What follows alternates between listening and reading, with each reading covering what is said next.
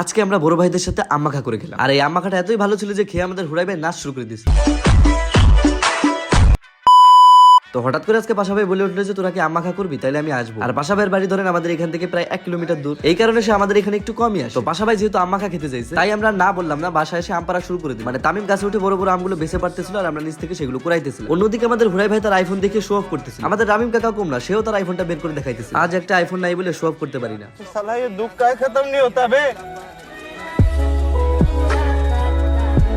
যাই হোক, আম্পারা শেষ করে বাড়ির দিকে যাওয়ার সময় একটা বাইকের গ্লাস থেকে নিজের মুখটা দেখতেছিলাম, মানে দেখতেছিলাম যে আমার দাড়ি হয়েছে নাকি। দাড়ি উঠবে না, দাড়ি উঠবে না। ভাই এই কথা শোনার যে কি কষ্ট সেটা আমি বুঝি। যাই হোক, এই কষ্টটাকে সাইডে রেখে আমরা আমাদের কাজে মন দিলাম। তবে এই আম্মা খাতে তামিম আর আরিয়ান আজকে অনেক কাজ করছে, এটা বলতেই হবে। যাই হোক, আমাদের এই আম্মা খা করার মধ্যেই হঠাৎ করে বৃষ্টি শুরু হয়ে যায়, তাই আমরা আমাদের সবকিছু নিয়ে ভেতরে চলে আসি। এরপরে বাকি কাজগুলো আমাদের অদ্দি ভাই করে। তো কিছুক্ষণের মধ্যেই আমাদের আম্মা খা রেডি হয়ে যায়, আর এটা খেয়ে তো আমাদের হুড়াই ভাই নাচা শুরু করে দিচ্ছে। আর যার জন্য আমাদের আম্মা খানো সেও পাশে বসে খাইতেছে, আর আম্মা খাটা ভালোই ছিল।